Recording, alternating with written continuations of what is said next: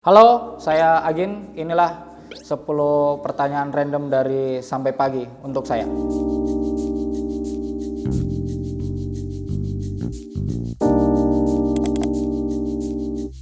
Barista. Barista itu berasal dari bahasa Italia, yaitu artinya pelayan bar. Jadi secara umum adalah barista itu adalah sebuah profesi yang melayani orang dan juga menyajikan minuman khususnya kopi maupun non kopi di sebuah coffee shop atau cafe. Berarti kan konotasinya pelayan bar, apakah harus selalu kopi dan teh atau? Enggak juga sih, sebenarnya di coffee shop atau cafe tuh jualan non kopi kayak misalkan coklat, matcha. Mojito gitu. Beberapa coffee shop itu dia sajikan menu koktail atau mocktail. Ya salah satunya itu sih masuk mojito. Ya kalau mau dibilang sulit sih susah-susah gampang sih ya, karena mulai dari awal itu kita mulai pengenalan kopi, kita harus mencicipi kopi yang dimana kita harus sajikan. Jadi sebelum kita serving kopi dengan baik kita harus rasa dulu. Kalau kopinya kurang enak ya nggak cocok untuk ke pelanggan. Pasti nanti kalau diminum ke pelanggan pasti nggak habis. Jadi kayak misalkan katakanlah waktu pertama kali jadi barista itu kan kita harus ini ya, coba-coba espresso gimana nih rasa espresso sebelum kita sajikan ke pelanggan. Karena espresso itu kalau dibilang itu inti dari bahan baku sih. Jadi espresso nanti bisa dibikin es kopi, nanti bisa dibikin latte atau cappuccino, terus americano. Berarti memang harus sebelum di serve ke customer dites dulu. Iya, kita harus pastikan bahwa kopi yang kita sajikan ke pelanggan itu enak dan layak lah. Jadi pelanggan senang dan kita juga punya pride atau kepuasan tersendiri. Pernah. Jadi itu wajar. Ya ini bro, kopimu agak kurang sedikit ya. Terus kadang kenapa kopimu ini sekali, misalkan atau body. Jadi kalau istilah body itu kayak pekat atau dirasa di mulut itu tebal. Kadang bilang, mas ini kopinya kok terlalu pahit ya, kenapa? Jadi waktu saya nge-sip itu, jadi kalau ada yang kurang ya udah saya ganti. Jadi itu kayak sebuah permohonan maaf dan itu waranti lah di situ. Jadi kalau misalkan ya kayak konsekuensi jaminan bergaransi. Jadi kalau misalkan Berarti kalau saya pergi ke kopi shop misalnya, padahal enak aja kopinya, nggak enak. Ketika misalnya banget, boleh. wah ini namanya curang sih. Jadi memang Tapi bisa sih karena jadi apa yang dirasa orang, apa yang kita rasa belum tentu juga orang cocok juga sih. Maksudnya apa yang kita rasa enak belum tentu juga orang rasa enak juga gitu. Jadi setiap memulai sip itu kita harus coba pastikan kualitas rasa itu tetap terjamin ya. Dulu dibelikan kopi geisha. kopi dari luar. Ya dari luar. Varietasnya geisha dari Panama. Itu Perasaan geisha itu Jepang, kenapa dari Panama? varietasnya beda. Jadi kan beda ini ya. Kalau geisha di Jepang itu sebutannya apa ya? Kayak pelayan gitu ya? Iya kayak itu. Kayak apa sih? Kayak apa nih? Kayak apa ya kalau pelayan di geisha? Kayak kalau misalnya Cewek geisha ya? iya, misalnya kayak saya pergi karaoke ada yang temani geisha. Oh ya, itu namanya geisha. Ini bukan. Jadi kopi itu ada yang namanya geisha. Jadi varietasnya namanya geisha yang dari Panama. Berarti kopinya dari Panama. Dari Panama. Varietasnya namanya geisha. Kalau bisa Gitu. digambarkan enaknya itu gimana? Enaknya itu aromanya itu floral. Jadi aromanya itu bukan sih kalau floral kayak bunga-bungaan, kayak misalkan aroma lavender. Oh, ada bunga-bunganya gitu. Ya, secara aromatik. Jadi kalau orang minum baunya, wah ini rasanya aromatik, menenangkan. Jadi kayak aroma jasmine, hibiscus, sama lavender. Itu sih kemarin pernah sih seduh 1 kali karena itu mahal sekali, satu per 250 gram kah atau 150 gram itu harganya bisa hampir 300.000 sampai 500.000. Sejauh ini belum sih. Korek-korek tai dulu. Shit is disgusting anjing. Belum sih, iya. Tapi memang di TV-TV ada ya? Ada. Jadi di luar itu. Di situ lu kopi gitu. Ya itu sudah dalam kemasan ya, sudah diolah dengan baik. Kalau yang genuine gitu misalnya tiba-tiba dikirimkan tai dulu itu ada kopinya terus kamu ulang di rumah. Men, kayaknya enggak deh, kayaknya ribet sih karena masih bentuk tai, belum bentuk kopi. Jadi kalau kita di sana, iya kecuali sudah biji kopi dan sudah di roasting, itu mungkin masih. jadi karena kita nggak ada alatnya Cuk, jadi cuma punya alat ini cuma punya alat pengolah kopi aja sih. Jadi kalau misalkan kayak proses kopi itu nggak ada, cuma itu aja. Sebenarnya saya pribadi secara personal itu saya mendengarkan musik secara general, secara umum. Jadi saya dengar musik pop, saya juga dengar indie, musik-musik indie, musik folk juga, musik akustik, musik dream pop. Yang paling saya suka itu musik shoegaze. Jadi musik shoegaze itu karena bukan. Jadi kalau Radiohead lebih ke Britpop sih sebenarnya.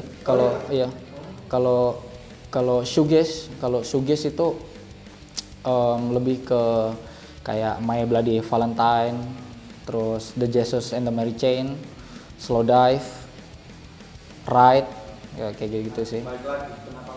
Kenapa metal? Karena musiknya semangat, terus alunannya cepat, jadi bikin kerja kan kita kan barista, selain membuat kopi, selain menyajikan kopi dan minuman-minuman lain, kita membersihkan, kita prepare, jadi kita membersihkan juga, jadi enggak ini sih. Bukan cuma bikin minum, karena kita beres-beres juga. Jadi musik metal itu salah satu musik yang bisa membangkitkan gairah dan semangat saya dalam bekerja. Iya, membangun mood, betul sekali. Jadi hentakan musiknya dem ya, kayak gitu. Nah, ceritanya itu sebenarnya dulu ada frontman-nya Epic, itu namanya Aldi. Nah, dia ketemu saya di RIC dulu, Rockin Celebes tahun 2019, karena kebetulan kita di situ saya tujuanku mau nonton EHG.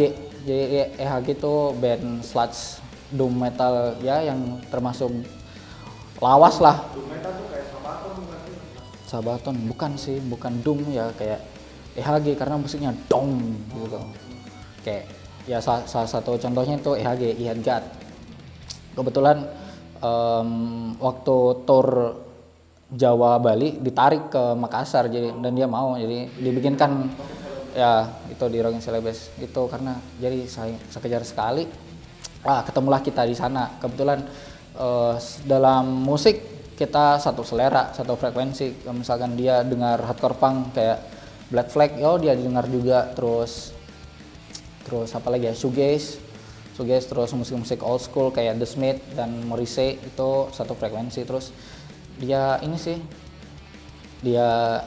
calling cerita, ini ada band black metal yang bukan ada band black metal kok bisa sih masuk Emmy Awards. Jadi ada band black metal namanya Afat masuk Emmy Awards pada waktu itu. Nah, terus calling lah saya, terus katanya dia mau bikin juga kayak begitu, ayo kita bikin band kayak dia black metal. Sebenarnya kok ditarik buat Jadi personil, hanya saya nggak tahu main alat, cuma main gilingan, main grinder. jadi maunya saya jadi itu sih, jadi vokal. Oh ya udah deh, kalau emang apa namanya si Aldi nggak bisa main alat, kita sama-sama nggak bisa main alat, ya udah saya mundur. Nah terus ditawarilah jadi manajer. Kau mau ndak jadi manajernya kita, jadi kau yang handle, terus kau yang carikan kita gigs, kau yang uruskan kita, terus carikan record label dan segala macam. Terus ya udah deh saya terima tawarannya. Bulan kapan ya? Bulan Juni lalu kah? Bulan Juni Juli lah. Epic launching artwork dan rework logo. Jadi saya rework logonya sama artworknya saya tambah. Jadi untuk ini aja sih nambah fit. Nah itu rencana mau bikin kaos, t-shirt sama long sleeve, ya merchandise t-shirt sama long sleeve, hanya masih ini sih. Bukan bikin dulu sih, masih sibuk ngurusnya. Jadi saya lagi sibuk proposal dan juga jadwal kuliah dan kerja semakin padat. Jadi masih belum bisa. Kuliah jurusan Psikologi. Universitas Saloleo. Gak apa-apa sih sebenarnya ya, gak apa-apa sih. Jadi semua orang itu berhak mengekspresikan dirinya sih. Jadi sah-sah aja, selain dia nggak mengganggu orang lain, selain dia nggak merugikan orang lain, ya kenapa enggak gitu. Ya do what you want lah gitu. Jadi semua orang bebas. Ya bebas, selain nggak merugikan dan ganggu orang lain sih nggak apa-apa, sah-sah aja sih, bebas. Saya dari dulu itu mengedepankan prinsip what you see is what you get gitu. Jadi apa yang kamu lihat itulah yang akan kamu dapatkan gitu. Jadi kalau misalkan orang kesini saja deh harganya lebih murah, tapi ternyata ya jadi dia ternyata tidak bisa mendapatkan lebih dari ekspektasinya gitu sih. Ya jadi ya nggak apa-apa sih. Saya lebih mengapresiasi hal itu karena itu kan juga orang cari kerja, karena saya lebih mengapresiasi hal seperti itu loh. Kayak misalkan orang buka coffee shop, itu kan pasti kan dia kan hiring barista atau hiring waiter mungkin. Ya saya lebih mengapresiasi hal itu karena dia membuka lapangan pekerjaan. Jadi saya lebih apresiasi, jadi tepuk tangan. Sebenarnya saya menekuni bidang profesi barista ini, saya mau tekuni lebih dalam lagi sih. Jadi karena saya rasa saya masih kurang. Jadi saya masih belum bisa bersaing di luar. Kapabilitas saya masih rendah dibandingkan yang lain. Dan juga selain jadi barista, saya juga mahasiswa psikologi. Sebenarnya saya mau jalani dua-duanya sih. Jadi mau jadi psikolog juga. Psikolog yang bikin kopi gitu. Ya, psikolog yang bikin kopi. Jadi berarti jam praktek shift pagi, siang jadi barista shift siang malam. Iya. Jadi pagi sore konseling orang, jadi psikolog, terus malamnya jadi barista. Itu dua hal yang ingin saya tekuni lebih dalam sih. Karena saya terlanjur basah di situ. Masa mau mentas, mau tinggalkan begitu aja. Sebetulnya masih belum dalam saya menyelam situ. Jadi ya mau nggak mau saya harus belajar lagi sih, lebih tekun, lebih giat lagi. Di kota Kendari sebenarnya menjanjikan loh sebenarnya menjadi barista. Dari segi apa ya, salary ya lumayan lah kalau buat hidup untuk, tapi ini hidup personal ya, hidup sendiri lumayan. Beristri lumayan juga, ya cukup lah asal enggak, ya asal pintar memanage uangnya dengan baik, ya insya Allah cukup. Ya apapun sih, karena saya lihat sekarang barista itu dijadikan ini lomba juga, ada lombanya juga loh barista. Iya, ada lombanya bahkan sudah tingkat internasional dan itu uangnya banyak sekali. Jadi kalau mau dibilang nggak menjanjikan ya nggak juga. Jadi kalau menjanjikan ya tergantung bagaimana kamu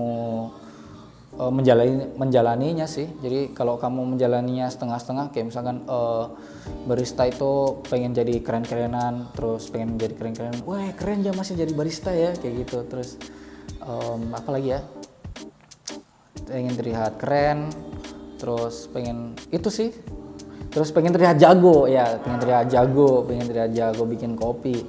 Itu ya buang-buang dulu deh. Jadi yang penting itu jadi barista jujur, amanah, disiplin, sama ya tidak sombong karena iya betul sekali. Jadi kapan ada barista sombong, lari pelangganmu pasti lari pelangganmu. Jadi masnya kok sombong amat sih jadi barista, terus kok songong amat sih, terus cuek, jutek, pelayanannya kurang. Ya itu bagian dari hospitality dari coffee shop. Jadi barista sebagaimanapun kita harus stay low, terus ramah, humble, terus belajar. Ya itu aja sih, giat bekerja, sama disiplin. Karena jadi barista nggak tentang bikin kopi tok. Kita harus bisa merawat alat yang kita gunakan, karena kalau alatmu rusak, kamu nggak bisa akan kerja. Dan pasti kalau alatmu rusak, pasti kamu akan dipertanyakan bosmu, ini kenapa kok bisa rusak? Apakah kamu nggak bisa jaga? Ya kayak gitu. Pasti ganti, pasti kurang lagi gaji, karena ya mau dapat dari mana lagi uang. Nanti kesimpulannya jadi barista Menjanjikan. Asal kamu giat, asal kamu tekun di situ.